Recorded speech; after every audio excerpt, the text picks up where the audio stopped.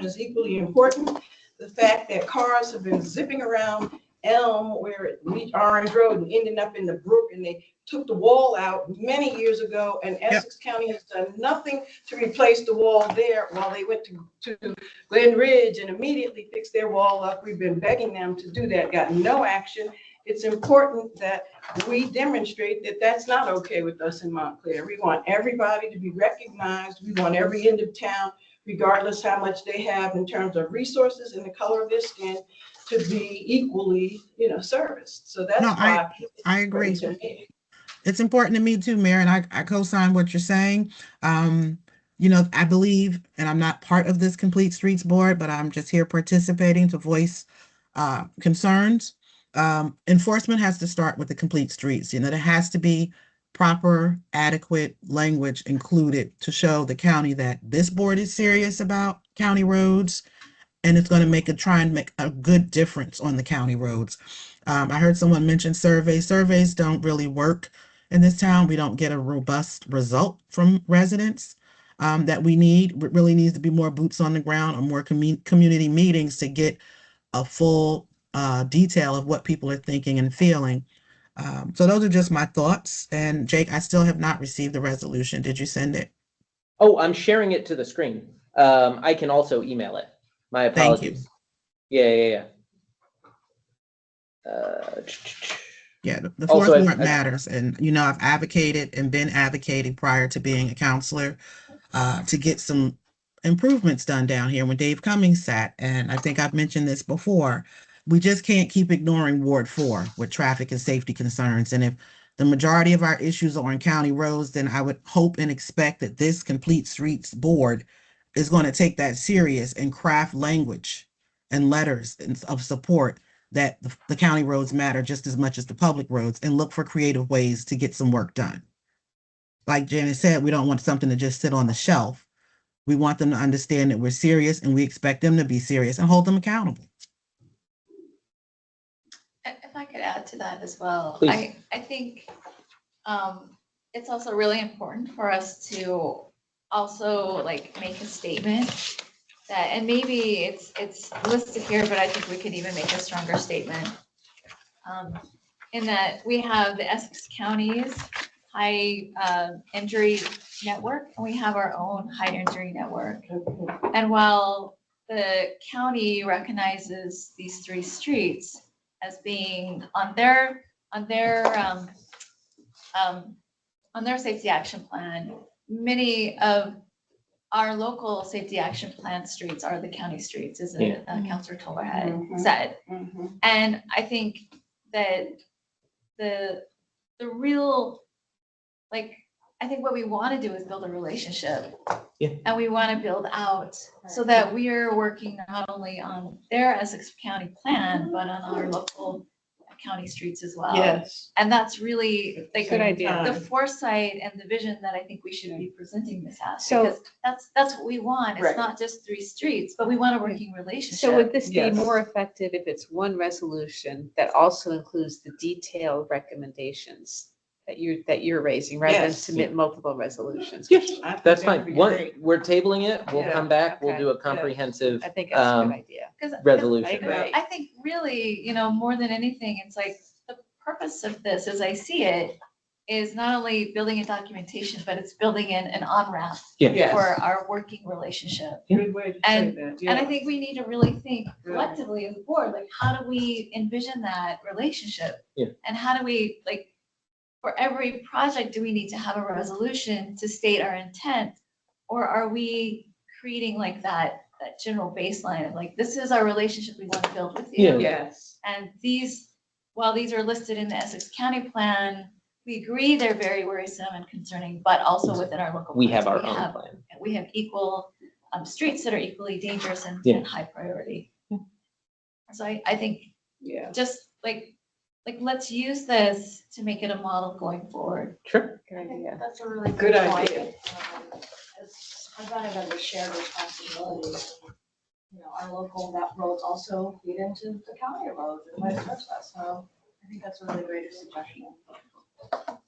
Okay. Thank you, everyone. I have my marching orders. I'll revise the resolution And sorry, let me start with this. I move to table this resolution to the April meeting. Second.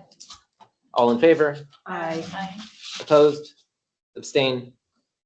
Okay.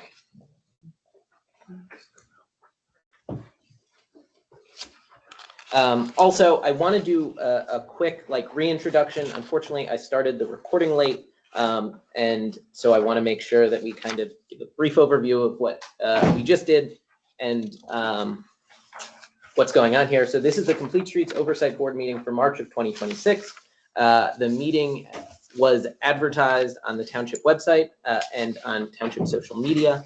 The meetings generally take place on the second Thursday of the month at 12 noon on the second floor conference room at 205 Claremont here at Town Hall. We conducted our call to order, our roll call, and approved the minutes of the February meeting. And then we just finished a discussion of a resolution that should have been posted online, but can also be, I will make sure is posted online, regarding the Essex County Local Safety Action Plan and the board's opinions on it and what it needs. There was a discussion of making some revisions, and so it has been tabled, and we will be coming back to it in April. So thank you, everyone, for that brief moment. We're going to move on to old business. We've got the proposed bylaws. They were should have been sent out, but I don't believe were. There's a copy available on the table here, and they'll also be posted publicly. The primary revisions around the subcommittees. For the subcommittees, we made amendments to it to establish 3 standing committees: a policy and design subcommittee, a community engagement subcommittee, and an analysis and review subcommittee.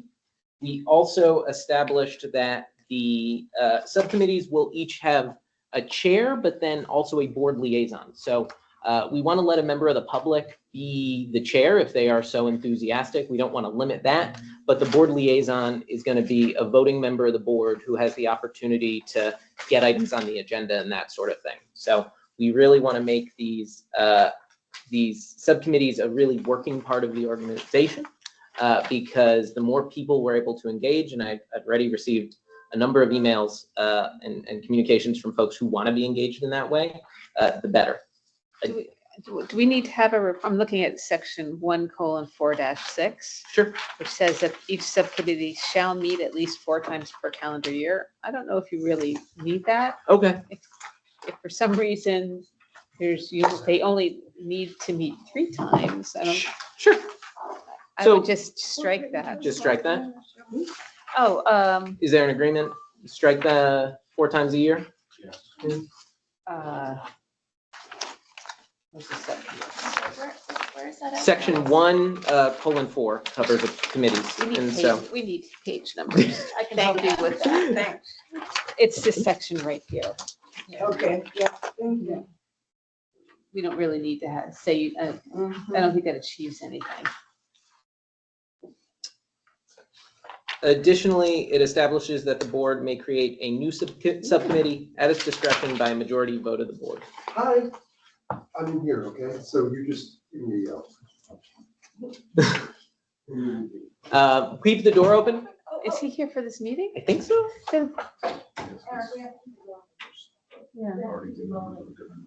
Is he here for the safety meeting? I don't know. He wanted to come. He had said that he wanted to come to the meeting. Okay.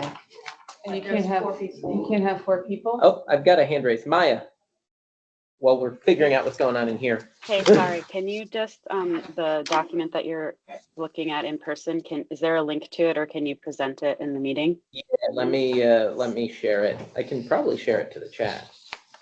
Oh, awesome. Thank you.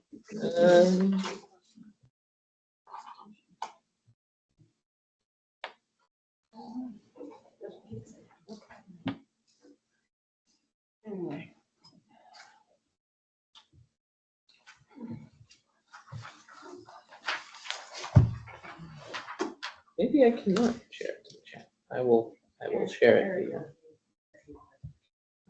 But just, yeah, if you just put it up on the screen, that's then what everybody I'm gonna who's do. participating can see it.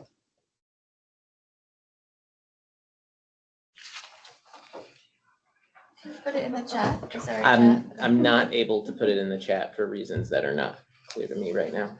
By But the I way, will I think share we it. can, if in the future, we can use Zoom, which I think is much easier. Yeah. And Microsoft Teams. Yeah, but they like Teams for some reason now, right? Maybe But because I it's think we newer know and hip. I it's horrible. think so too. Zoom is much easier. Okay. So I've shared the document. It should have the, we're looking at section 1:4, which is right here dealing with the subcommittees in particular.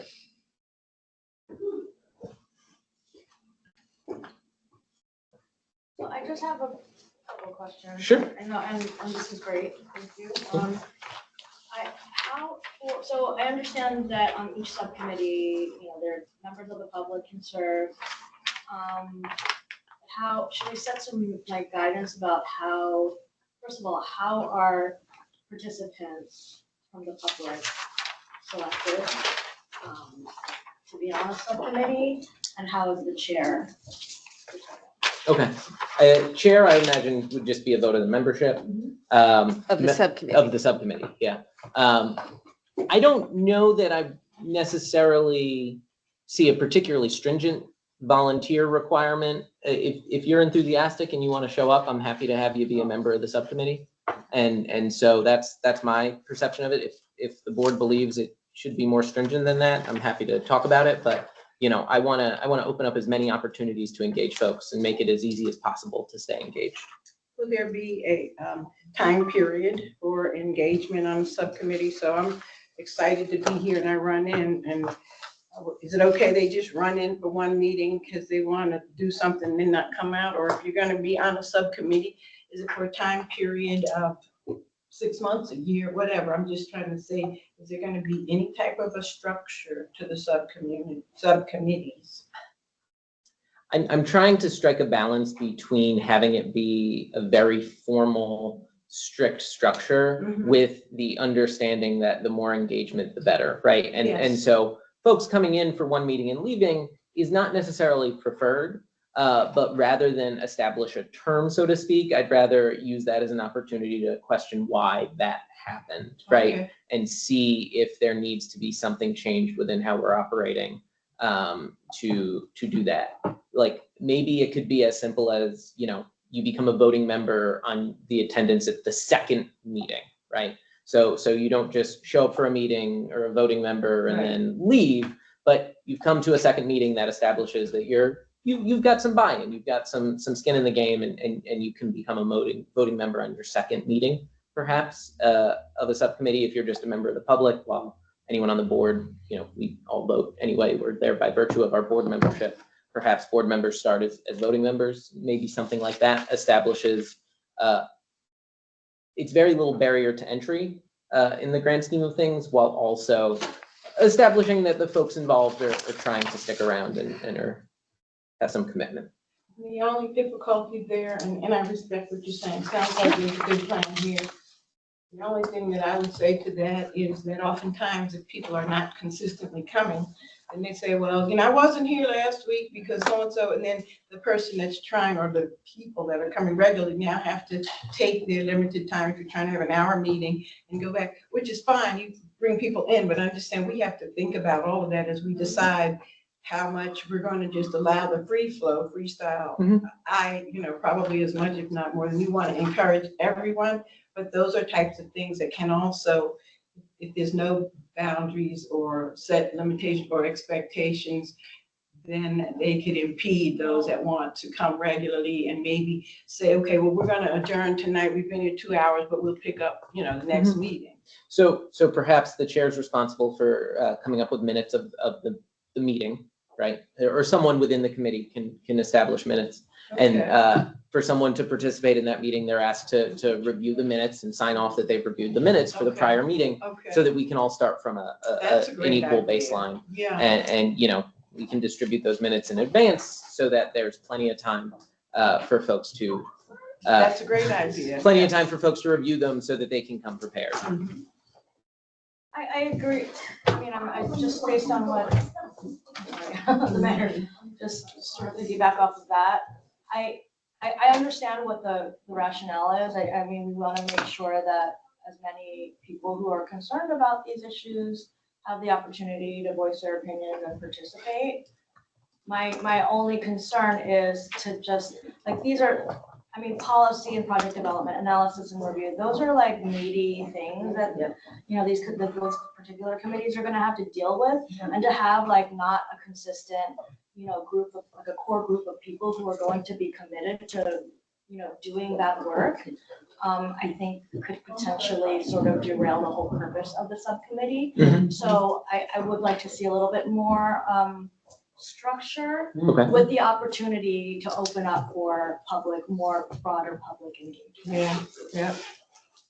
Because otherwise, I'm Yeah, that's concerned what I that was things aren't thinking. going to get done. Yeah. Yeah, no, that's a really Yeah. good point. Yeah. Yeah. So you have people showing up for convenience and then losing interest very quickly when Yeah. they realize it's a long game. Or like the mayor said, you know, somebody can come sporadically and then, you know, there's another group of people who put something together and they're like, well, I wasn't at that meeting, so, you know, I don't agree with that. You know, so, and then you have to Yeah, start back at receiveness. square one. Yeah. I mean, eventually you want to have things open to public Yeah. engagement anyway, Yeah. so. But I'm just trying to, with the goal of moving things. Yeah. I appreciate that. And I've noted those down and we'll review them and update them. And I know Councilor Toller has something she'd like to share, and then also Maya. And so we'll go Councilor Toller. Then No, Toller, then I'll Maya. hold, thank you. I'll hold mine. I'll let Maya go. Go ahead, dear. Thanks. Also, I didn't introduce myself. I'm just a resident who's passionate about maps and street safety.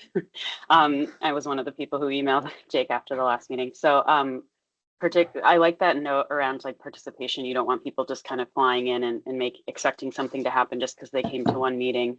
I wonder if that's where like the community engagement subcommittee owns a bit of that in terms of collecting ongoing feedback, like a suggestion box type thing, and tallying that up and understanding like the scale of a particular type of feedback.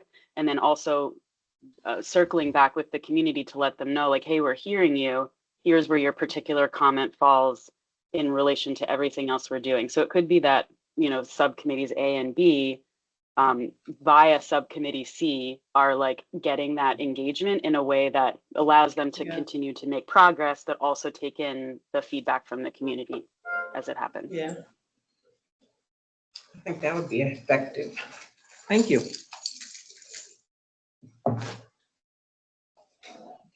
Okay. So we will table the minutes or the bylaws and come back to them in April. I've got some notes. Thank you, everyone. I'm going to take this opportunity to just mention to our council participants that there is still a public member vacancy on the board, and I'm sure you're working diligently to fill that, but I just wanted to make sure to note it. It says they have to have some planning or whatever, specifically, you know, safe streets type of background. What exactly does that mean? Does that preclude residents such as Ms. Maya that seems very passionate and interested? Or I'm trying to find out what exactly you have to have. Yeah, I think it's probably a situation where we could tell you if we see it. Not necessarily one where I could go down a list and say, this is the resume they need, right? Because involvement in street safety can take a number of different forms, right? Whether it be in a volunteer capacity, an advocacy capacity, or a professional capacity, right? Like Norberto's been doing this work for as long as he's been an engineer, and that's great. And that's and would definitely qualify him for it, right? But someone who's been a longtime bike advocate in their community could also have that background. So I can't necessarily tell you the specific thing that suddenly qualifies this person versus not qualifies them. But we I think would be seeking someone who's got a background that shows that it's something they've been interested in and thinking about for a good amount of time and have focused on in their private or professional capacities. The reason I ask is because I think somebody that's been walking the streets of Montclair or driving through them for 100 years and knows the streets better than any of us sitting here who is passionate about street safety should qualify and be considered. And I would not want them to read the language that we have and think, well, I'm not a planner or I'm not a professional. so I don't qualify, and I don't want us to, I think this is piggybacking on your vision of encouraging people to come to the table. And I think that when I read, the qualifications for that person, it was sort of, to me, would limit people that would even take a chance, and so I was just wondering if we could be a little bit more inviting and say, or, whatever. Let them come to the table and share, and then we could explain to them why they're not, because I think the way it's written, it looks like if you're not a professional or have a degree in this or in that, and I don't think that that's who we necessarily have to have at the table. We have wonderful professionals, and yourself, with planners, everybody here. So I think we want people that understand the streets, that know areas here that are having problems that maybe none of us know, or whatever. I don't know.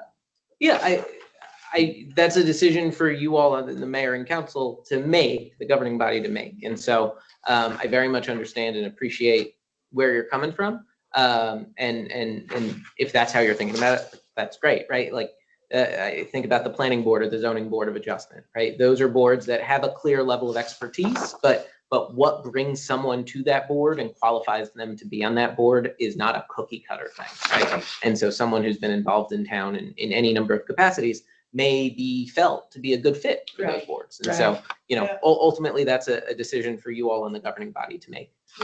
But did you read what I'm talking about on there when you read what it says by that last member? Yeah. Okay, Yeah. so you know what my concern is when you read that, it doesn't seem like you're welcoming other people. Understood. Okay. I was just, all I was gonna say was that, just with regard to that, I did ask the clerk, she's gonna verify that there is a vacancy. I explained that there is a public member vacancy. She said she's gonna verify that, and I've asked that the volunteer interest forms that have been submitted thus far be provided to the council members. Sounds great. I know of at least 2 or 3. that have Okay. already applied. Okay. Yeah, I spoke with the township manager yesterday about figuring out a way to confirm to the clerk the current roster of board membership so that they could clarify for the clerk that there is a vacancy. Councilor Toller asked a question in the chat regarding discussion of hosting evening meetings. As we discussed at the last board meeting, the standard meeting time is going to remain the 12 p.m. meeting time because the intent of the board is to involve municipal staff in particular.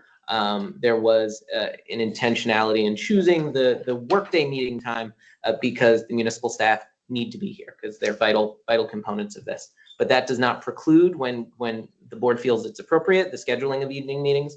And I fully intend, especially the subcommittees, to be more dynamic in how they meet to ensure that all folks can stay involved and connected. And our board meetings are also recorded when I remember to start the recording on time and posted on the YouTube link, the township's YouTube page.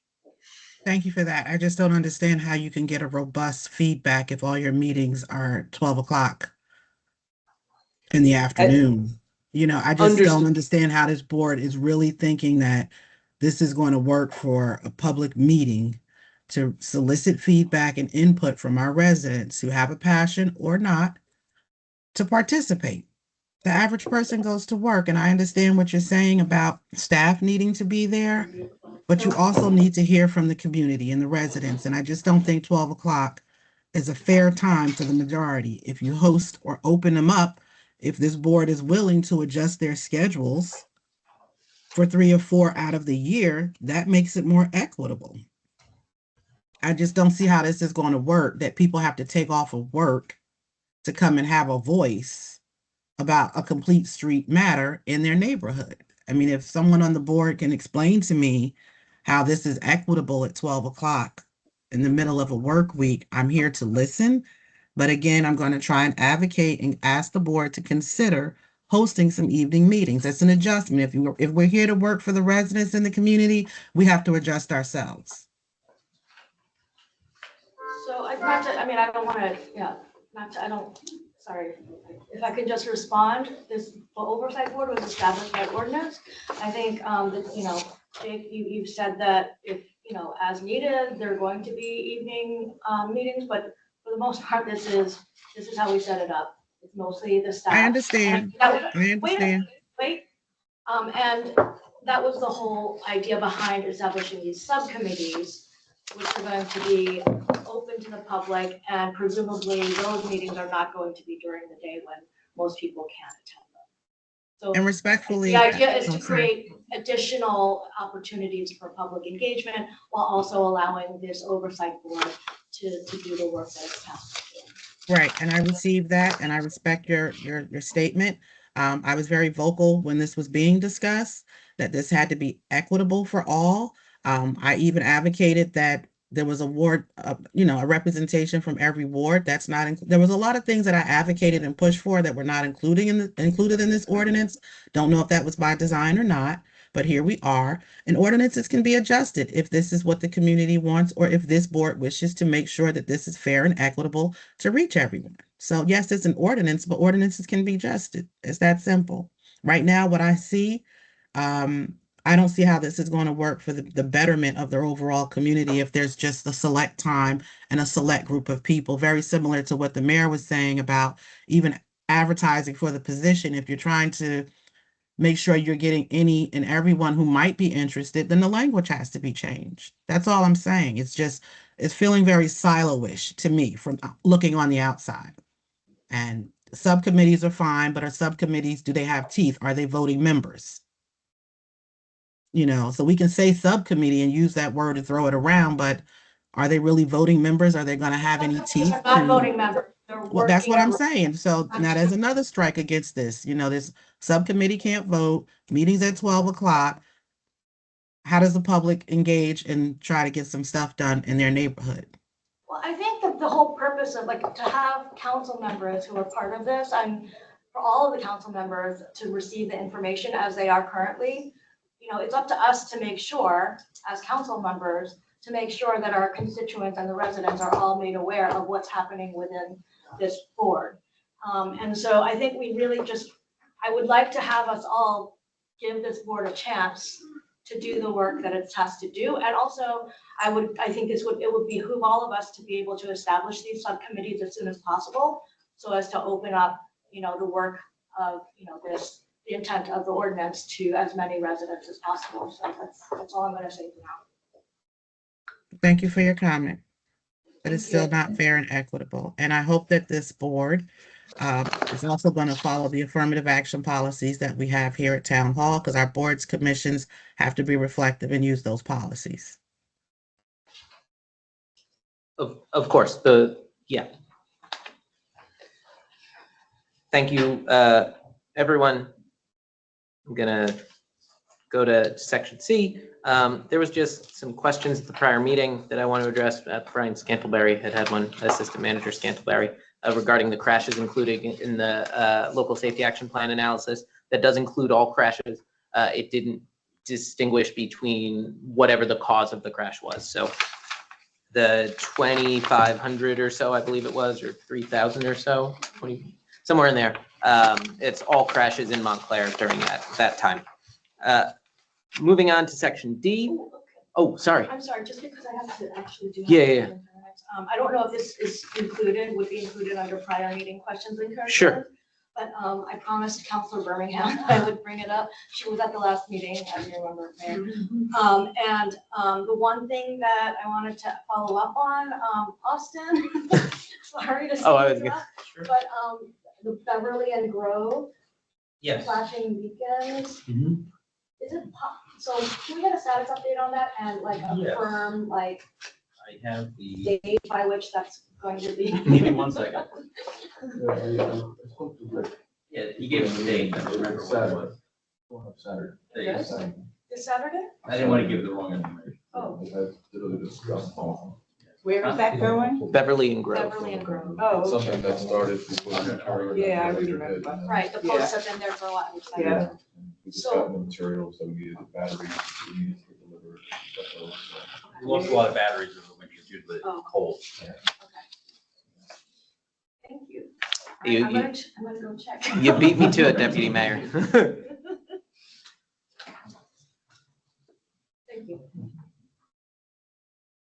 I believe there's a stop sign I'd emailed you guys about to Austin and Roberto installation, maybe on South Mountain.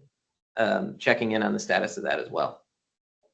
They're catching up with a lot Yeah. more. Yeah. But, you know, it's just. Understood. Yeah, you finally see grass. So that's what I had for C. D, the update on the Safe Streets for All Local Safety Action Plan. So that involves the 2 large maps I gave you. The team has been working to identify the highest risk municipal streets in town.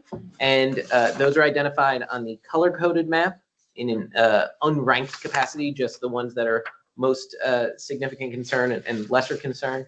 Not lesser concern, but a lower level of risk. The front and back are the same. If there's ever a front and back, it was just a printing error.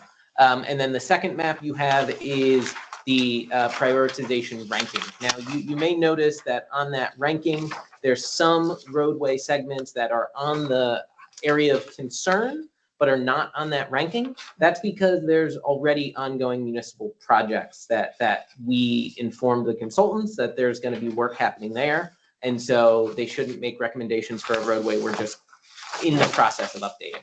And so, for example, we let them know about the work being done on Maple, part of Gates, and Upper Mountain Avenue. And so they were able to, I believe, to some extent, update that map. So if there's a disconnect between what you're seeing on the high-risk roadway segments and the recommendations, that's likely where that came from. Because they don't want to overlap efforts. I think we should get them to fix the maps. Yes. Okay. They're really hard to read. They Yeah. can add more labels. Okay. And keep the street identification names the same direction. So I just gave this to you. Yeah. I haven't been focusing on the readability of the maps until today. No, yeah, their GIS is not as good for as I would have such a hoped. big company, Yeah, it should be a lot better. and I talked to them about the railroad station thing, and they fixed it on one of them, but not the other. Yeah. And it's just like the dumb They've small got things. labels floating in the wrong Yeah. place, so we can really improve like a lot of the questions would go away if they just improved the Identification. labeling on the maps. Do we have like this actually listed out by street names? Yes, I can Okay. include that in Like the the accurate one. yeah. matches the place. one difficult part of that is it does give like milepost markers as the start and end, and to Yeah. us regular folks, that's not necessarily helpful. Like, I don't know where we count the start of Park Street from, whether that's the South Park Street or Bloomfield Avenue or up in the north end of town. I mean, clearly for me, now that we know what we're focusing on these maps, we Yeah. can add labels to those Yes. streets. And make sure they're easily identifiable. Yeah. Let me actually just do a quick share of those. And so they have removed the Essex County roads? Correct. This Yeah. map just reflects the Because local our roads. plan's not going to include improvements for Essex County, as you know, right? Because Correct. we're supplementing the county plan. So how do we, like, is there any way we can shift that whole, I know that's what we're here for, and That's that's a the good- resolution. But that it just feels like we're missing the essence. I think The If like we're- siloed nature of it. Yeah, like if that's the conversation, like this is what we're working towards, and if it's already being like said, no, we're not including that, that just feels wrong to me. I feel like we're neglecting like the real, like, we're looking at what we can control, which is great, and that's good, but Maybe we we need can- to be able to have maybe like- we can pull that out in a separate section in our local safety action plan. Because honestly, our local safety action plan are the things that we control. Maybe we can have like a separate section, Yeah. things and the county roads are really out of our control, but obviously the issues we identify are more important on county roads than Right. the Yeah. issues they identify, so I think. Right. and And I feel like even if we bring more upfront in the Yeah. discussion and we say, hey, we're paying for the study, we'll do the striping, we'll help with the grant, we're like, Yeah. if we aggressively say we want to invest on Grove Street or on Valley, and we come up with the solutions, Yeah. and we like bring it all together as like, this is what we'd like to do, we've secured a grant, we'll cover the restrike. Like if we bring it to them Right. in a state that they can't say no to, that makes Yeah. it harder to say no to. Right. Like, is it possible for us to Yeah. change our approach in that way so that we're not just accepting that, like, well, we can't do anything? Because to me, I think we're neglecting the real essence of the work here That's why I by think taking that attitude. yeah, I hear you. I think that's one of the reasons why we had said we would like to have somebody, a representative from the county, part of this group. Right. Yeah. Which we do. We have Mr. Valderrama, and maybe, I don't know if they have like a planner that is also working on this. But it does make, I mean, like, the other thing I was gonna say is this going to be online, is this online already, or are we gonna be able to show people We on a Still a work map? in progress. Yeah, it's still a draft, and so any post online, I'd make sure to put a nice big watermark that said draft, because it's still a work in progress. They're in the process of updating all these Okay. things.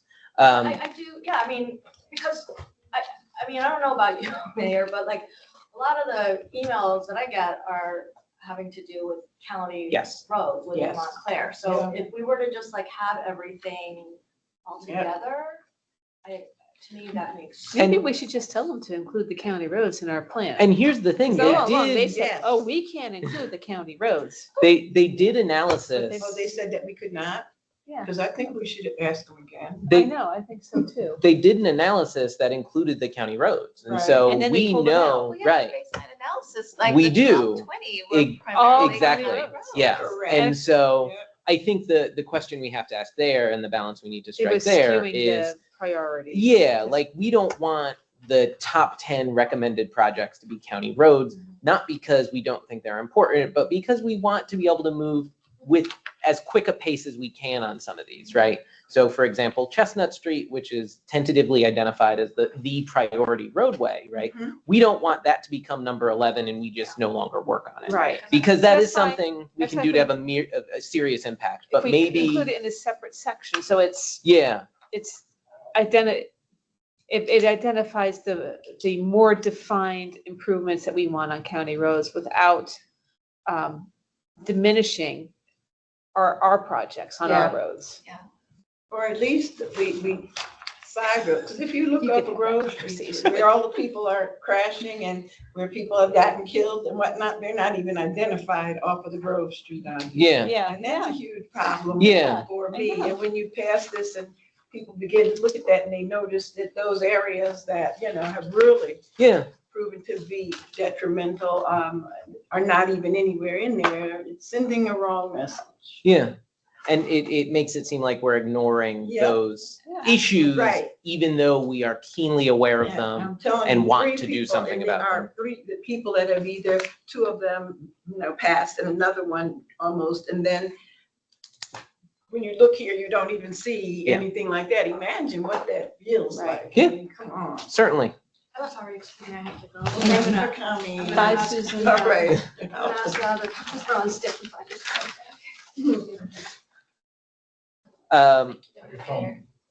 So the takeaway I've got here is I should speak with the team working on the local safety action plan about still incorporating the county roads, especially on some of the mapping, but also maybe seeking some recommendations on projects on some of the county roads, Including it in our report. including it in our report. Maybe in Yeah. a separate section. Yeah, Yeah. no, I feel Yeah. like we should have the local roads and the county roads. What are our top 10 county roads that we want to really focus on? Yeah. That we can start like on the ground, deciding what are the interventions that we think would be best for the community, in addition to what they're suggesting within the county's plan.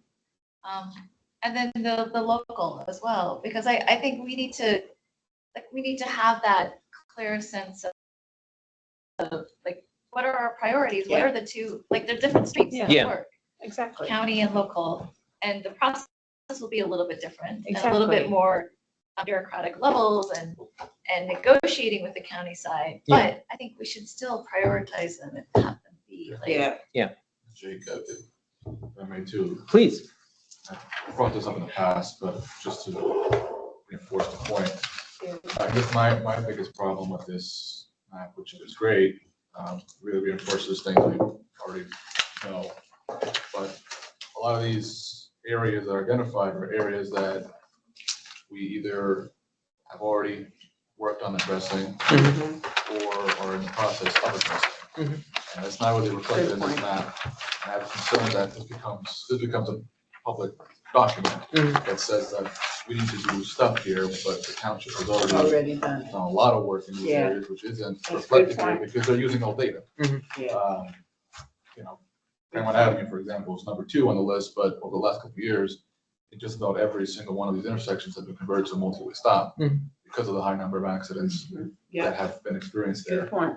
That's not shown here. Were the improvements put on the mapping? I know that was being worked on before. When you say the improvements, So any new four-way stops or linear installation, I believe that data was gathered. I don't know if it was ever put the on a public. latest map was as of June 2025 with the added four-way stops and flashing beacons and all that. So nothing since June of 2025 has been reflected on a map. I did communicate to the team from Michael Baker where we had projects ongoing. So for example, the work on Upper Mountain and the planned engineering work for the streetscape on Maple, like that, I communicated to them that there's work ongoing. And so that may be why, like that may reflect in some of the mapping as areas that aren't being counted as work needing to be done. But So what's. yeah, they what's got gonna some of happen it. is- This is because we had the same conversation with the consultant, because the same issues were brought up. Yeah. And they said, what you're gonna get is the local safety action plan is going to identify potential projects for these areas. If they've already been done, fine, you can check that off the list. It's not gonna say that this has to be done first, this has to be done second. It's gonna give you a variety of Yeah, options. I just was concerned, I guess, on how that may skew the overall priority. Yeah. Because they're saying Claremont Avenue is number 2. Right, That's so which is what, one of the other things, if they were gonna, like, when we did Maple Ave, we told them that we're doing Maple Avenue, they said, okay, then we can push that down on the priority list because you're doing that this year, so Right. they can factor that in and adjust them on the priority list, is what they told us. Yes, exactly. I just want to make sure that that's not lost and. Yeah, Yeah. the one other thought I'd have, and tell me if I'm wrong, right? But some of the responses we have had or interventions we have put in place have been spot by spot, right? They're necessary and they come up one by one, but they haven't necessarily been part of a bigger picture examination of the entire roadway, right? Like we haven't looked at Claremont from end to end. We've looked at addressing issues at particular intersections. And so perhaps, and Claremont's right out front, and so I'll lean on that one, right? Perhaps having the opportunity to look at it as an entire roadway, we may find that there are other interventions that are as effective at improving safety, but perhaps better for throughput or whatever it may be, right? When you think about the roadway in a more holistic sense, right? Or incorporate facilities that a stop sign doesn't provide, whether it be a protected micromobility lane or curb bump outs or something like that, right? Because those stop signs are great and have been very helpful, but you know, they're also there are 3 intersections there that have those stop signs, and then the roadway has other sections that may need attention. Does that make sense? Will that be in the report? So they're going to be looking at the section of Claremont, and it'll be looking at Claremont as a whole, or whatever the section they've identified, rather than the individual intersections. Or they're not going to give specific, they're going to give a menu. They'll give the menu of like, we think this would be good for this, we think curb bump outs here, and Right. they can be more specific on the top tier ones where they'll say specific interventions at specific intersections, but number 10 may just be on this roadway. Maybe you do a road diet, maybe you do a curb bump out, right? And so, That could be overlapped. Yeah. But I think it'd be really helpful if you guys make a list of what you've done. Like we have the map All the locations where we have new stop signs, delineators posted, and planned projects. Does that include the ones that are like gonna be planned? Because I know that community development block grants, we had something on That's Maple Ave, Maple. right? Yeah. So where is that? Is that included in here? And what do we have? So- Where is that? as you can see on the prioritization ranking, Maple Avenue is in orange, which is Okay, like the hold on. middle. I'm a Yeah, little slower please. with the map. So, let me oh, get the one on photo. top, you're looking at it. This one That on, one, yes. okay. So you'll see Maple's identified there Yeah. as an area in need of attention. Okay. Okay, show me. Yep, right there. Okay, this is stable. And Labels. yeah, this is where labels would be very helpful. But then if you go to the prioritization map, so the next map, Mayor, Yes. It's not on there because I told them Norberto's working on the engineering for the Maple Ave streetscape improvements. So we're not going to have them generate recommendations when we've already got our guy doing exactly that. And so Maple has been included in the sense that they know we're doing work there, so they're not going to overlap our efforts. And so suppose I live on Maple and I want to know what's happening on my street, where would I go? You would go, Norberto's presumably in engineering. I know the funding was just approved at the last council meeting. And so that's going to be going on. I'm not sure when you'd have public Only if we information get on the that. money For like, though, right? I mean, isn't that coming through community development? You're, block grant? right, we've got the money, it has to be spent this year. So Okay. Norberto just got money to do the design work or authorization to do the design work. So we're in the design phase right now. We've just Yes. done the design Okay. for that project. Okay. But I mean, the bottom line is, it is right next to the school, so we need to get that construction wrapped up. This in the summer. Before school reopens, so.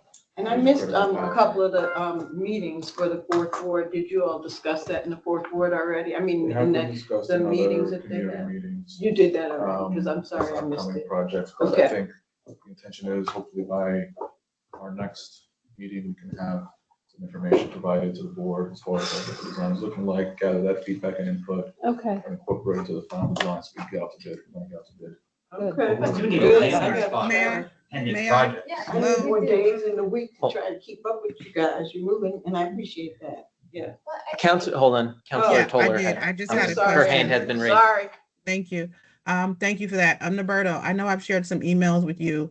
If you can just go into great detail, exactly what's going to happen on Maple, because you're calling it a streetscape. And to me, that sounds like a redesign of Maple Avenue. So, That was the scope that was included in the CDBG application. Yeah. However, that's a part of the full project, which includes repaving of the street, improvements to crossings, other traffic calming measures, speed humps, daylighted intersections. That's the full scope, but the CDBG portion is the streetscape grant. So. and where How much did we are get? those funds being used exactly for? Yeah, but I know I've specifically stated we don't need to light up Maple Avenue. We have enough lights. Janice, you've been aware of this for over a year. So I'm very hopeful. we removed it from the, Okay, based on great. your direction, we removed it from the Okay. scope. So now we're repairing the sidewalk in front of Glenfield School with community development block grant money? Or is that money being used on another Some part humps of to Maple slow Avenue? traffic, right? That's included in the project. Okay, The but I'm just sidewalk wondering. Go It's ahead. in awful I'm sorry. shape. The sidewalk there is in awful shape. Yeah. And So, traffic calming. You said maybe some humps or something. Yeah, There's correct, yeah. and then the We need a- flashing. We the need daylight- the hump daylight- replaced. those big beacons that they have on one. Well, here's the thing. I mean, Janice, I'm sorry if you're annoyed or seem to be a little agitated, but me advocating for the perfectly fine. residents and what they would like to see as far as safety is priority. Okay. And that was. And that this was- is why I've that was asked done from over day a one. year ago, Okay, but apparently decisions were made at tables like this and Oh, another no, plan no, came up. Counselor Toller, nothing has changed. Nothing Okay. has changed. You gave, you and your, and the fourth ward people, we met. This was identified as Oh, good. one Okay, so priority you already project. met. Okay. And we identified this project, we wrote up the scope. You then told me you did, and they said at the meeting, at the public meeting, lighting was an issue. Then you told me you didn't want lighting, we removed it. So it's Right, we removed said from we the needed scope. lighting on Miller Street, not Maple, and we needed Right, some so we traffic went off, calming, and right? you told me that, you wanted lighting on Miller and Elmwood, so we submitted a separate grant application for that. Unfortunately, we didn't get that grant application, but yeah, no, we've listened.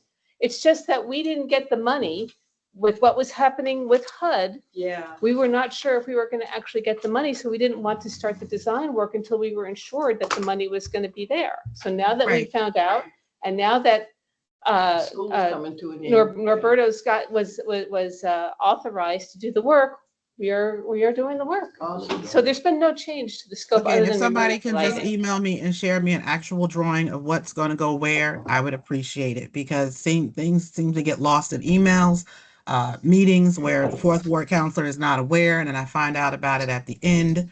and that becomes a We're in problem. the design phase now, right? Yeah, nothing's We're been just- Well, again, I'd like to be kept in the loop, and I've asked that they've included Mr. Scantlebury in the event that I can't make it to the table during the day for these meetings, because I refuse to have the fourth ward overlooked. I'm sorry.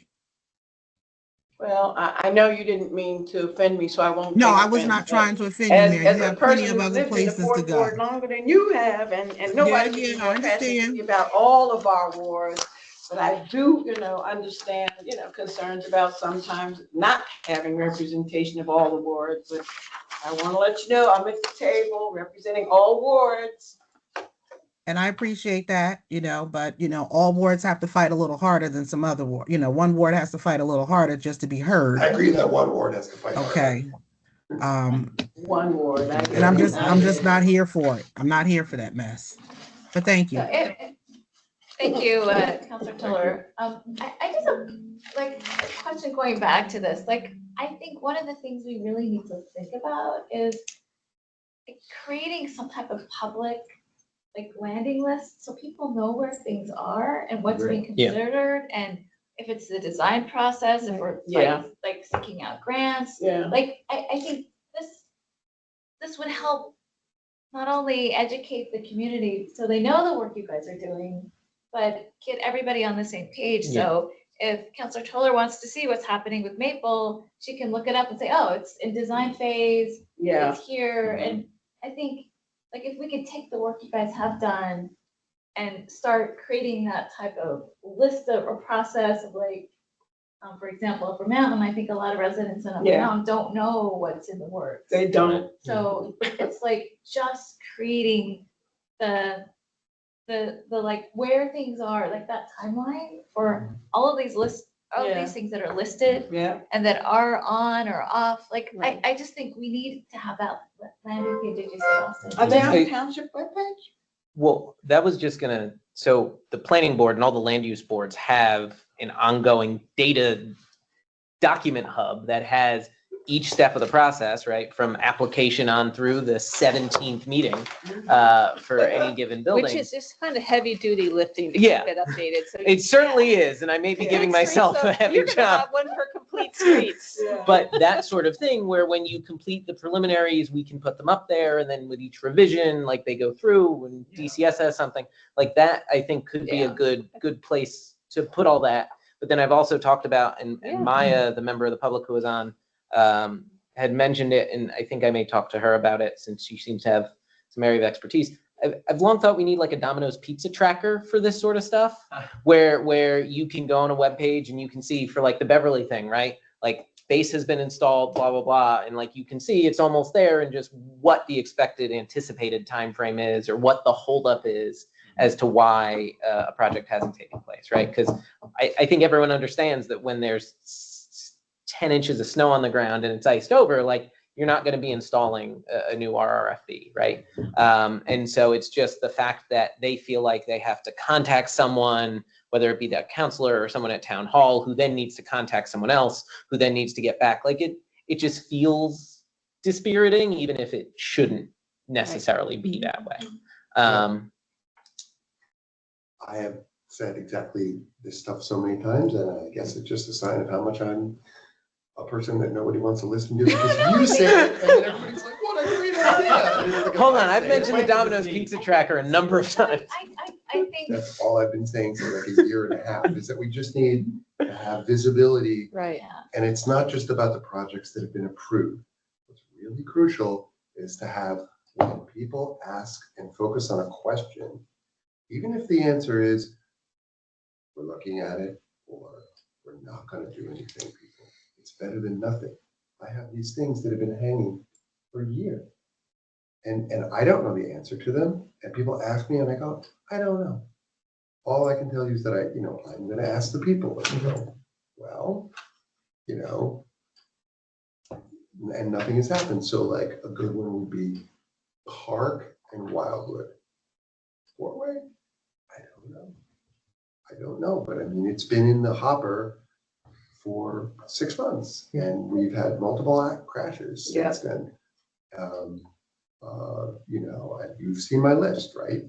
And I have to say, looking at this, I don't know, but what I do know about most of these, what I do know is that I'm very surprised to not see Highland on there because of all the stuff that's been going on and just the amount of feedback that I've gotten. And I just got an email today, this morning, or last night, two of them from somebody, great resident, Jeremy, on the corner of Bradford and Highland. And by the way, catty corner from where Keith Garland is, I think. He's So on Bradford, yeah. it's a nightmare. And they brought a great point up, which is that we may be looking at a diminution of courtesy, Courtesy busing. degrading of courtesy busing. And there are a lot of kids there that are gonna end up on the street. And so the main thing is just, I know it's hard, that quote unquote taxonomy of how you publish, you know, things so that, but AI, which is the open, it's the first door that opens when you now search for something, we'll find the page. So I was able to use AI to make 85% functional Domino's pizza tracker for exactly that. Like it had an app, a code I could put on a website. And so like it was good. The back end stuff was a little difficult. And so to your point about, I think there may be a relatively efficient way to get something like that done. Like I think the possibilities there. And I think it will be very helpful. And the courtesy busing is another great point. I was speaking to someone at Councilor Toller's town hall last night, a lieutenant in the fire department who lives on Mount Hebron, or Normal, one of the two. And he was saying exactly that. He's like, if we don't have courtesy busing, you're going to have either a ton more cars with parents dropping off their kids, or a ton more kids trying to get to school by foot or by bike. And that's just, we haven't planned for that. And just again, to go back to the Highland thing, like, you know, you have two issues, which is, you know, this high-speed corridor and then the mother of all terrible turns, which is, you know, Bradford around there. I don't know if there's been anything fatal or injuries, but I mean, there's a lot of plastic that ends up on that street from things. But hold on, but Highland, for me, screams priority the middle of it because you have a street with a fair amount of traffic that your STK should be able to track relatively high speeds, parking on both sides of the street, and no sidewalk. Yeah. And it's just like when we don't have a sidewalk, I just think that should be a red. I mean, I think every map that we have where there's no sidewalk and it's an actual through corridor, so the Squire Hill Road area, you know, that's in my ward, and I would like to help them, but there's never going to be a sidewalk there. But there's no traffic. And it's like wide open. You know, it's sad, but it's not. But like places where there are really cars going through and there are people that are forced onto the street. And I think just to add to Eric, I think something actionable we can do that's a low lift, not only on Normal, but on Bradford, and even on Bloomfield that are high danger areas in the north of the township boundaries. Like those are not at 25 miles. So I've got that on the agenda. Okay. Yeah. Okay, because like at a baseline, we need to be pushing that through and reduce those speeds. So one, I think your point about Highland may also be tied to Norberto's point about what the data they're looking at is, because correct me if I'm wrong, your perception, and I think the residents' perception, is that Highland became more of a problem when the stop signs went in on Upper Mountain, and the stop signs on Upper Mountain sent traffic to Highland, and that happened relatively recently. They're looking at data from 2023 at the most recent, maybe a little bit of 24, and so they're not reflecting that change, right? SDK should be though. SDK should be and is, but it's just, to my point being that their data, which they're using to determine, it also, from a traffic count perspective, the number of cars on Upper Mountain is just exponentially higher than Highland, even today. And so that may also be having a role in why it wasn't considered the same way. But I'll look into what they have on Highland. And people, by the way, on Highland, a lot of residents coming from there have said it seems like it's getting worse. And it's not motivated reasoning, because then I've said it may be because of the changes downstream, and then they go, oh yeah, so that makes sense. The people who know that it's motivated. I gotcha. But I think on Highland, a first step would be for getting rid of parking on one side of the street. Yeah. Yeah, Has been into it. So, but I'm not making it. Yeah, I mean, eliminating parking, it is the decision of the governing body, and so if that's something you folks want to consider, I'm sure Norberto would be happy to look into it, not to No, give him a because job. you can make a recommendation of what the easiest, cheapest way to help the situation, and if you think that that's what it is, then, you know, we can put it on you. Okay, that's great. Just a quick note on interventions. We met with the consultants and I solicited feedback from DCS, engineering, and the fire department, Which as well as the consultants police were department. these? Michael Baker, the local safety action plan. They wanted to know if there were any interventions we felt were inappropriate or not fitting with Montclair. We basically told them contextually, we're open to anything, and that like if they propose, you know, a roundabout where we don't think it's appropriate, we'll tell them. But we didn't really want to shut anything off. The only notes we gave were that basically rumble strips are probably, in most circumstances, a residential area just not going to be something we want. That sort of disturbance. There should be other ways to achieve a similar goal. And again, it's all situational and contextual. The fire department said, you know, basically, if it's going to impact our response times, we'll have concerns, but just include us in the projects and the planning going forward so that we can make sure that we're meeting our needs, meaning the fire department needs. And I'm sure you work with them all the time, Norberto, Austin. So gonna put a pin on that. Unless there's anything from the public, I'll move to new business. I just have two So- questions in the chat. Yeah. I don't know if you can see them.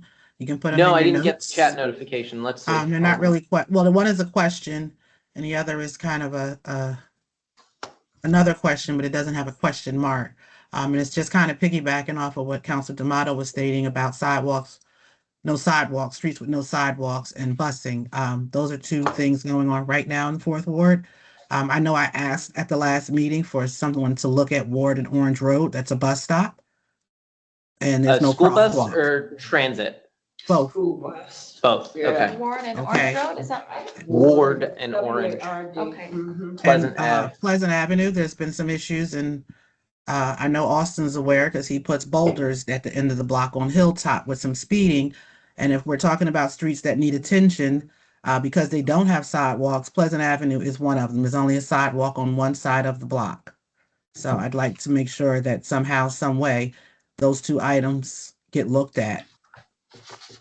Thank you. I'm just curious, do we have any type of mapping in the township of where we're missing sidewalks? Like, do we have any of that, like, data already I existing? don't think so. No, I look for it. Yeah, Okay. it could be a good thing to have, like a sidewalk Yeah, inventory. Yeah, no, absolutely. Um, I think that's something. Actually, you can use, probably use AI and do Yeah. I was that. thinking that. Yeah, You okay. just Ask it to give it, it could probably tell you how many miles. to make a map of the town. If Not now, then soon. Otherwise, it's just gonna be me walking around looking for where the sidewalk ends. Right, and you know, we can try to like elicit. Thank more- you, Austin. But we could elicit like a community audit. Yeah, where like, we don't you have a start sidewalk? mapping in, like, where are we missing sidewalks? And maybe that's like another bucket of intentionality that we focus on, like, how do we add sidewalks to those places? You Where- know, where I'm we're laugh- lacking I'm some. laughing because then you'll get 1,000 citations for sidewalk repairs. If you do a sidewalk audit now, I mean, it's not that. I think it depends on who's doing the auditing, right? If you send code enforcement out, they'll enforce the code, but if it's just a person with It's- clipboard, Like, I mean, we um, I can walk audits that we did. Yeah. I had interns last year and we did several miles of it for work. And it was about trees and sidewalks. And so, I mean, I have some data. The kids. send it to me. The Yeah, kids that's halfway great. through the project got high and left, but I'm not kidding, but I have the bones of a thing with rules too. I have rules and I have clipboards. good. Yeah. So Like, I think we should get interns. get interns. You should get interns. I'll send you the interns. We should get the data. Like, let's start seeing what we have to work with. Yeah, and I do think sidewalks are an interesting and challenging problem for the municipality because they're part of the public right of way, but they're usually privately someone's private responsibility. And so, they are part of the right of way, just the way the streets are, but someone would laugh you out of the room if you said you got to pave the street in front of your house, but we require individuals to maintain and put in their own sidewalks. And so, there's a stretch on Grove Street, I know as well, that just, there's not a sidewalk on one side of the road. Your And- AI tells you Grove Street and Upper Mountain, Yeah. and not much else. yeah, and so, I know. So- It's like Norwood Avenue, my block. yeah, It ends at Glenwood Avenue. yeah, And, people walk in the dark. I walk in the dark there. But you could never add a sidewalk. well, I mean, you'd have to do a taking from, No, it's actually, there's no taking because. not a taking, There's no but taking. It's all right of way. it would It's in the right impose of an way. assessment on the Right. private property owner as Right of way. currently ordained. Trees. You'd have to go Yeah. through Take the, out trees, you have to take out poles, you have to. and then you have public to- people have And walls, then people, there's a lot of drainage encroachment. Yeah. Some drainage issues. Exactly. Yep. It's- Look at it, it's a nightmare.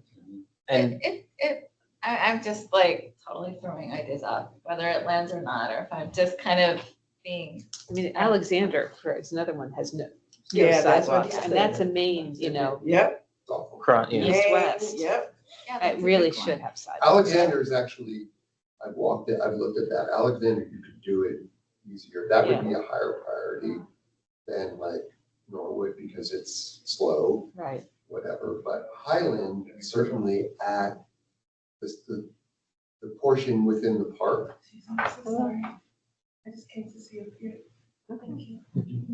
the portion by the park, which is for me the most problematic, that haunts me. See up here. I think you could create a road diet and add a sidewalk there. Yeah. And we could just pour it because it's not private Yeah. land, It's the park. it's the park. Although Are it's you saying that Essex. the rest, that we don't have room in the right of way to put sidewalks on or is it just too steep on Highland? No, we could put it on the east side of the street, Yeah, but it belongs to the county probably. I don't know. Because On it's mountain, because it's. Mountainside Oh, no, Park, no, that's No, our that's a park. local Iris park. That's is our park. only A bit of it. Yeah. It's bad. But that section of Upper Mountain is. No, we're talking We're about. talking Highland. Oh, so on the other Well, side of there's the no, park, there's no sidewalk. there's no curb there either. There's no Correct. curb. Yeah. Or sidewalk. What is like 100 yards of curbing and sidewalk? But that's not the issue. I think the issue is that people use that area. We didn't want to. Yeah, Maybe you can Very create a complete. shared use path on one side. I was thinking that a And shared not- use because path. the problem is, that's so environmentally sensitive because of the steepness. Yeah, I can understand why you don't really want to put in a lot more impervious, but if you put, and I'm just gonna talk, if you do parking on one side of the street, could you do a shared use path on the other side? or even do a parking protected shared use path. Yeah, Okay, or a mulch path with bollards on one side. Yeah.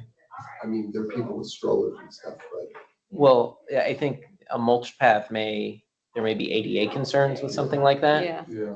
And it's not right away, yeah. yeah. But always love talking sidewalks. I'm gonna put a pin on that. Gonna go to new business, number 7, gateway signage. So, working with the township manager, we came up with the idea to, one, provide an opportunity for folks to know they're in Montclair. Basically, unless you're looking at the street sign design, you're gonna have no idea you're hitting the township line. And so we identified, I believe it's about 14 gateway points into Montclair. Sign design is proposed as such. On the local ones where we're capable of putting a speed limit sign, where we think we're gonna put a speed limit sign that says strictly enforced to cue folks to know that, like, look, Montclair is gonna be paying attention to speed. On the county signs in the county right of way, we're not gonna be doing anything they don't want us to do because it's their roadway. But tied to that, there's still a handful of roadways in town that have a greater than 25-mile-per-hour speed limit. The current Montclair code calls for 25 on all municipal roads, 20 in school zones, and then in certain specific sections calls for 25 on certain county roads, particularly Grove Street. And it has language saying essentially, the town wants it to be 25 and it will be once the county agrees. I think it makes sense for the township to do essentially that, but for all the county roads. And so say we want every road in Montclair, county or municipal, to be 25 miles per hour speed limit. And that'll be the case once the county assents to it. And so it essentially pushes the ball into their court and says like, look, this is what the township wants. And you know, please do it. So the county won't just do it. I'm The county won't do it until the township commissions a study that justifies it, and then the county will review that and either agree or not. okay. And then if they do agree, then they bring it to the board of commissioners to formally approve it, and then if it would change. Okay. So the ordinance can say, you can do that, you can change the ordinance to say that, but. What's left? Normal? Normal, I believe Bradford, Bradford. possibly a section of Mount Hebron, or I may be wrong on that. Hebron is 25. We've Yeah, looked at okay. that. Normal, Bradford, a section of Bloomfield Avenue, actually, right near the Verona line. And I think that may be it. In Bradford, Cedar Grove, from the Cedar Grove line to Upper Mountain. Yeah, I Yeah. believe That so. curve is 35. And interestingly I enough, didn't know that. I tried to Google Street View it, and I don't think I saw a single sign saying as No, such. there's nothing. So there's not even really a notification of it. But yeah, and You have the hill and the curve, Ugh. it's both that one and normal, I think are really like And scary it's- ones it's- without 'cause it's so sidewalks. wide, it's like the bank Yeah. turn at the Indy 500. So do we have any existing studies of for those streets? Because I know there was a resident hit about 2 years ago on Normal Avenue. yeah, And Upper Mountain on that, like that intersection. And there were some interventions or changes with the lights. So I was wondering if maybe we have a study for that. Well, the one. county's doing their own project as far as like operating signal, traffic signals. Oh, okay, I believe okay, so we would have. to go. Normal and, it's Normal and Valley, one of them. Rick's on the phone. Yeah, Rick's on the phone, but we don't have any studies for Bradford or Normal. I know somebody who lives up there.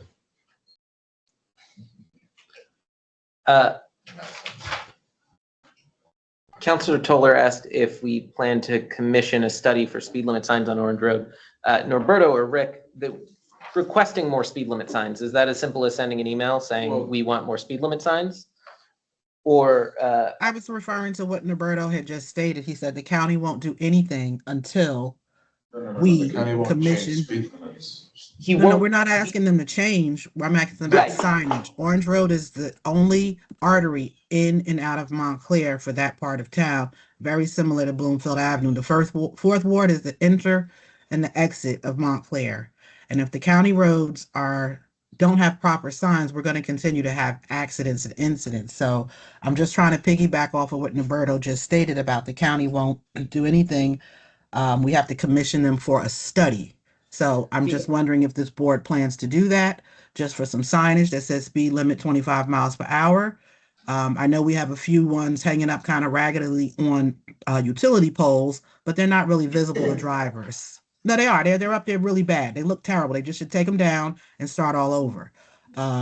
Let's make them look like Highland Avenue and Upper Mountain Avenue. Let's have our signage match is what I'm saying. And I'm just wondering if this board is going to plan to commission for a study. So I believe Norberto was saying that that's specifically to change a speed limit. And so that's why I posed the question to him, or Rick, Mhm. about what the county would require. And I see Rick unmuted himself, about what the county would require to get more signage up. Maybe So we Rick, need to look at raise your that hand. too. Orange Road is a speedway. It's a complete speedway. But they already changed that, speed limit there. So we don't have any Sorry, Rick's- signs. We don't have any Rick's right- signs, Mayor. Oh, We so don't have we any need to get more signs. signage, not that we need to. Yeah. But we don't need to change it, do we, just to get the signage, right? Well, Rick's raising his hand, so I'm going to let him handle it. I'm He's sorry, the I expert. can't see. Sorry. All good. Thanks, Rick. All right. Only took me an hour and 45 minutes to talk. It's a record for me. Thank you for being here. No problem. No problem at all. So if the issue is you want signage with the existing speed limit, you don't want to change the speed limit, you simply want more signs because you feel that people are not obeying the speed limit. Now, if there's no speed limit signs on a roadway, then it's a statutory speed limit. So a driver should assume if there's no speed limit signs, the speed limit in New Jersey is 25. Okay, now, of course, there's situations where people, for whatever reason, they're not driving 25, they're driving faster, they're not thinking. So in cases like that, where there's concerns, like the councilwoman mentions on Orange Road, then yeah, it makes sense to put in 25-mile-per-hour speed limit signs to kind of remind people, hey, this is a 25. So we can definitely take a drive up and down Orange Road, and and add more signage as needed, as appropriate, if the township feels that it's an issue that we should address. That's not a problem.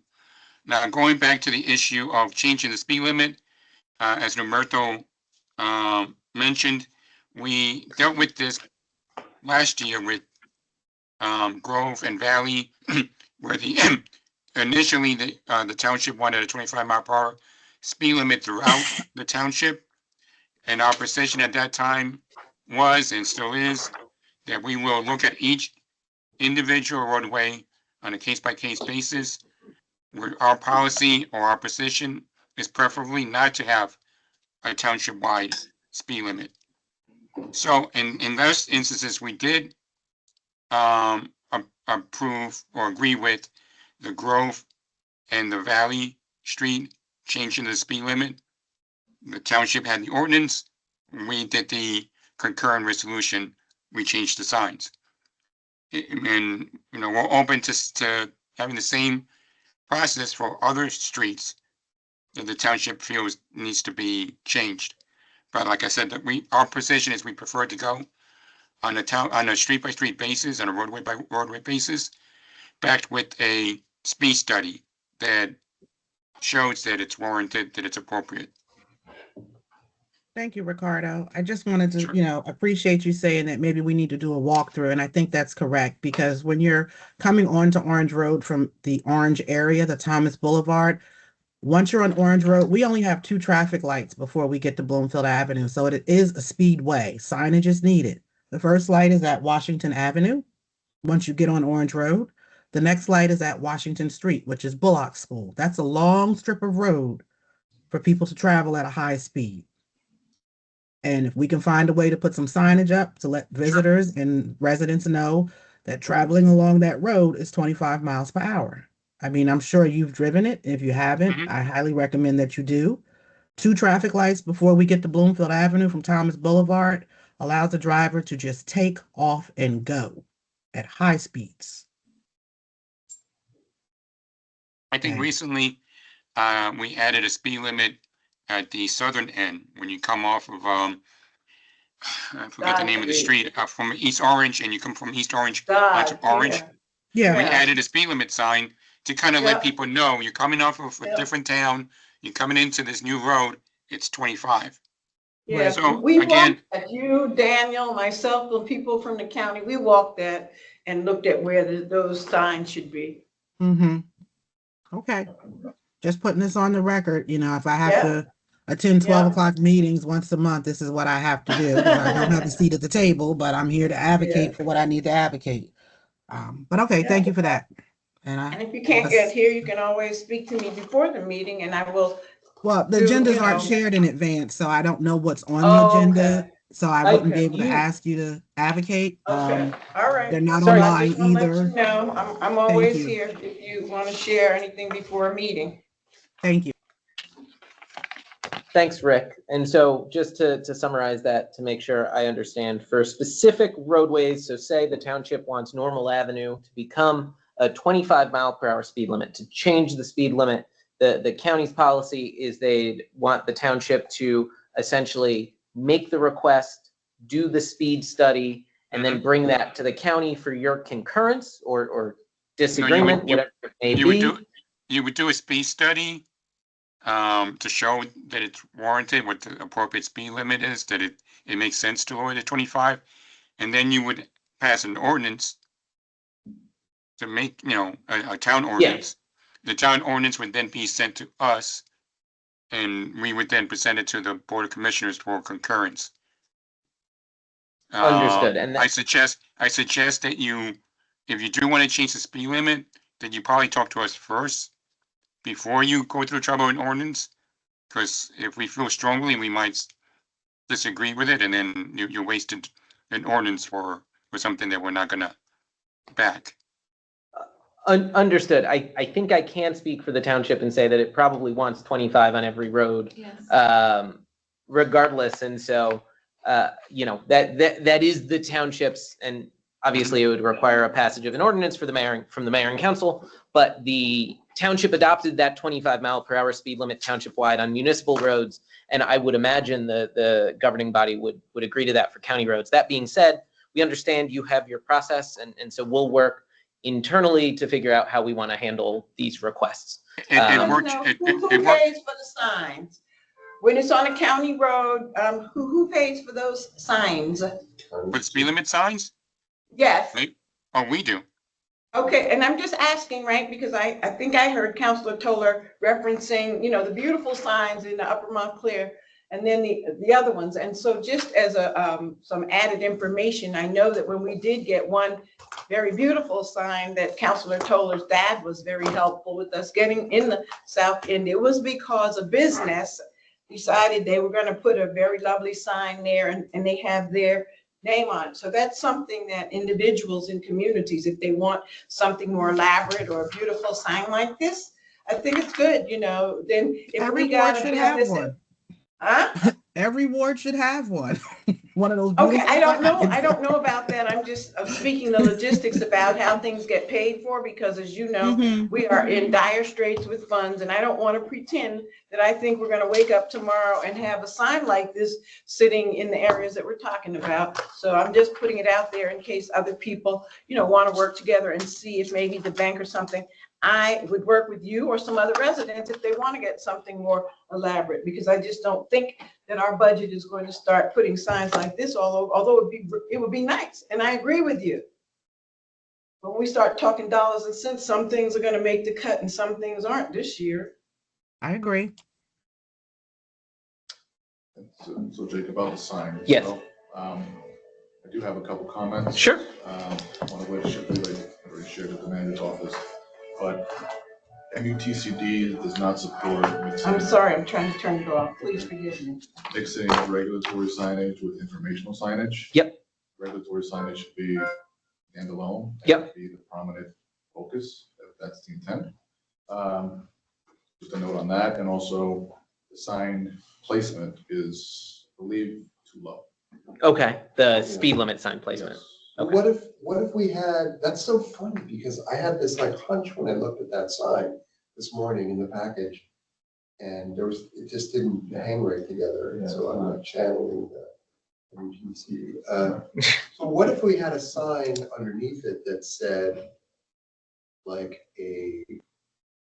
So our suggestion was like, we've had slogans and. Yeah, slogan, I'm sure the mayor can recall in prior councils, you know, stay alive, drive 25 or something Yeah. like that. but you would want That was that, Robin putting the Sneak. number, but what if we did something like a street safe and stigma-free town or something like that, like combine. Yeah, whatever, you know, Like that, we don't make people think more, and be like, what does that mean? yeah, that's certainly doable, assuming, you know, there's a consensus on a phrase Or or. we can or put a slogan. cop. That would be crazy. Yeah, but, Okay. And so the reason I connected the 25-mile-per-hour speed limit sign conversation to this gateway sign conversation is a lot of our gateways are county roads or that don't have 25-mile-per-hour speed limits. And so that was kind of the consensus, with the idea being that if we regulated or got everything to be a 25-mile-per-hour speed limit, every gateway could have a gateway sign and then also a speed limit sign of some kind saying like, hey, it's 25, to include that message together, whether that's on one post or, you know, within a reasonable distance. A regulatory sign that says speed limit 25 miles per hour throughout town, Township wide. township wide. I mean, I think I've seen that before. Yeah. I've seen it in upstate New York. I've seen Yeah. something like that. They're out there Right. technically. Whether or not they're technically MUTC compliant, maybe a different story, but. But can you do it? It's the wording. What's preventing us from doing it? We're gonna get sued? It's a possibility. In It theory. It opens up the door. Okay, Yeah, okay, it's that's what an I in- wanted to know. yeah. What are the Obstruction because they saw a ramifications? sign that was different, got into an accident, that could be grounds for, but just, Okay, I don't want to take more than 15 more minutes of folks' time because we are an hour and 45 into this, and I really appreciate everyone sticking it out. I wanted to note that there's going to be a meeting in March 23rd, I think, in the evening thereof, around the intersection of Harrison Avenue and Cedar and Sutherland. There's been some proposals to change the traffic patterns there a little bit to slow folks down and make it a bit safer. And so there's going to be a meeting about that in the evening, organized by the third ward councilor. I want to say 6 o'clock. That's correct, yes. Yeah. And so that's going to be happening. on-site. Yeah, and it's on site at the intersection. Oh, that'd be So nice. is So this- it's in the street? Shutting down the road for a That's party. cool. So is this getting community feedback, or is this like talking? Yes, this is intended to meet with the residents. So this is not called, it's not a public meeting, it's like a. No, it's like an Okay. on-site community meeting Yeah. because there's some Okay, good. proposals to change traffic patterns and to make sure Good. folks are familiar and comfortable with the changes proposed. I like that. And if that's something folks want to do in any other ward, in any other part of town, for any other project, happy to organize. I was I thinking will totally the Upper offer Mountain. kids. No, I don't want to do it. I think that this thing that I've been bird dogging you and Laura with before. Yeah. My list of just getting answers is that let's just do a ward meeting Sure. dedicated to you can, I'll say hi and hand out the cookies. Yeah. And then we can just hit all of these things at once and then have a come in. So you're gonna have a walking meeting? We can No, walk not a around. walking Oh, I like walking meeting, right? In the library or somewhere. And Sure. just handle it all. We'll get it And organized. everybody will know, everybody who's been bothering you Yeah. will know when to come. And it'll be at night. Great. Okay, Yeah. good, good. And then, so this is more an in-house thing, but I want to make sure we discuss it. The township has been using a tool called Urban SDK. It allows us to kind of do on-point speed studies and speed analysis, as well as various traffic analyses. That contract is up for renewal. I found it to be a very valuable tool. I know the police department uses it regularly and finds it to be a valuable tool. Norberto, Austin, everyone likes it?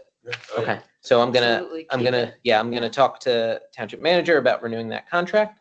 Do we know how to use that or just you all? I mean, like the council members and everybody have access to do? I don't believe council members have access to it through their own login, but if you have any questions, Just ask or somebody and they can ask pull someone the who has data. it, we can pull the data for you. My neighbor in there has. And so happy to do that, and that goes for everyone. And then the last thing is, as you folks may or may not know, the Orange Road Triangle at the northern end of the South End Business District has a masonry fence that's been repeatedly struck as recently as November, I think, and then again over just this past couple of weeks. I went out with Michael Lynch, foreman of DCS, to take a look and think about some options we could have there.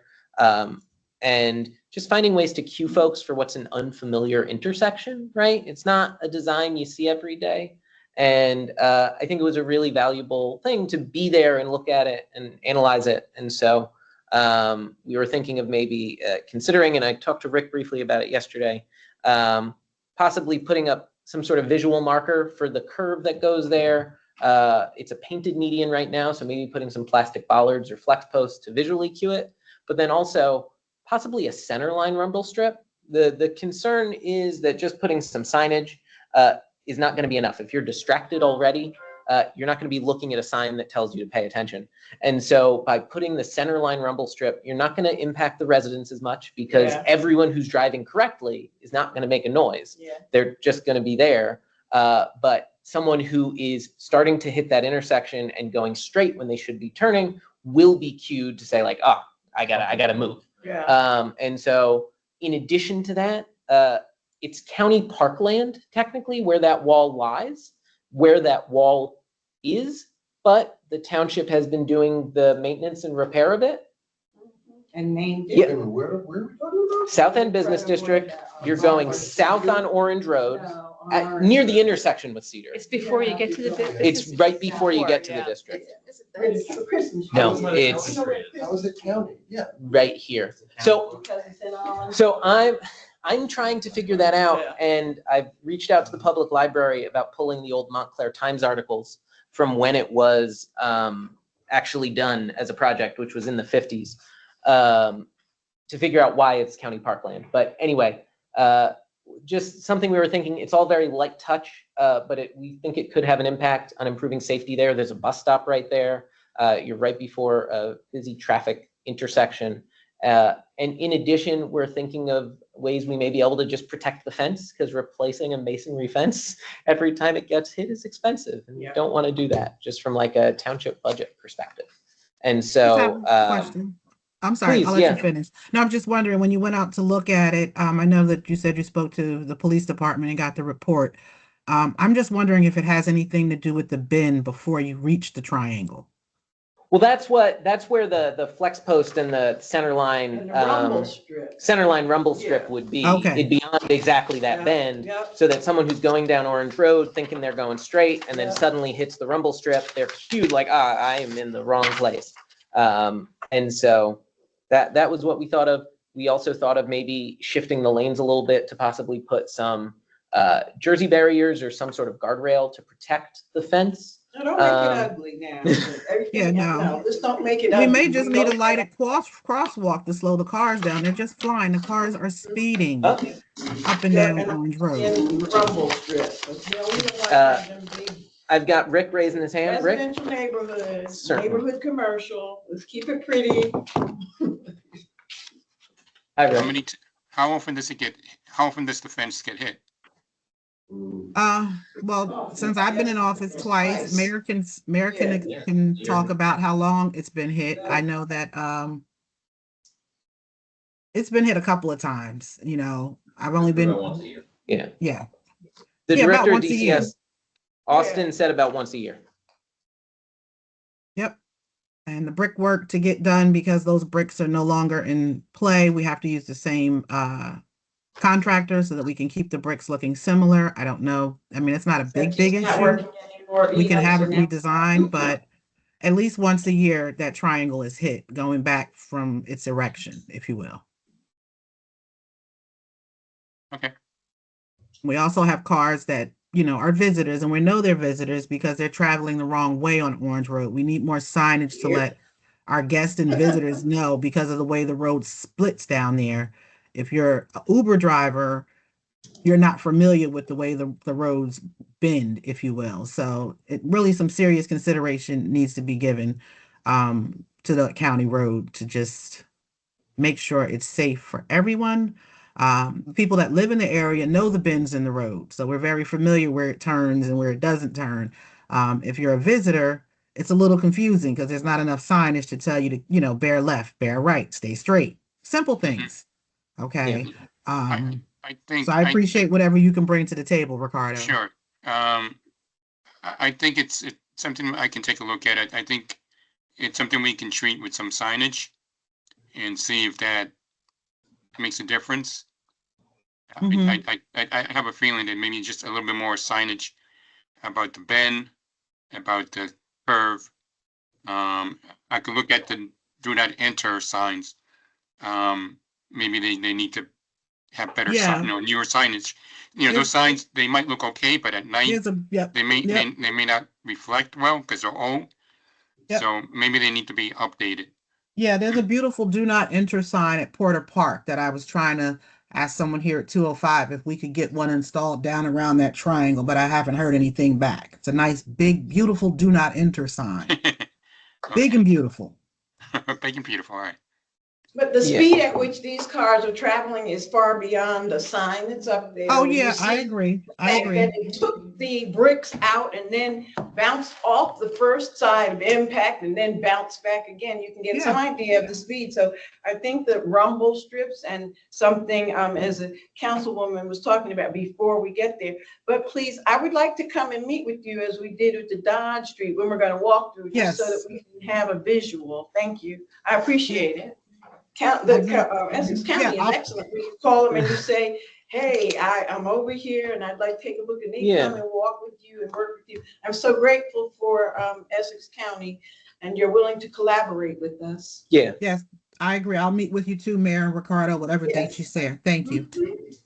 Thanks, Rick. And the one note I would have is, to the mayor's point about rumble strips, I think signage is one part. I do think we want a way to cue folks that the road is curving that doesn't involve signage, because unfortunately, unfortunately, just given driving patterns and distractions, I don't think that's enough these days. No. And it's unfortunate. So I'd encourage, whether it be a center line rumble strip or Norberto, Double perhaps impact. you have a more, another recommendation that may kind of fit that goal. But if we're good on that, I want to put a pin on that, and get us out of here in 4 minutes or less.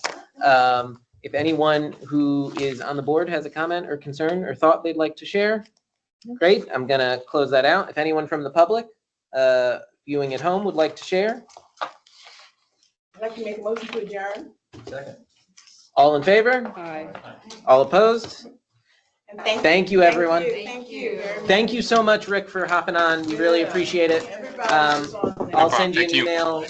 I'll send you an email for the next meeting in April so that you can join us then, or one of your colleagues or whatever it may be. Okay, sounds good. Thanks so much. That's up to You're you, okay? Have a great one. You too, bye. Sugar. Excellent.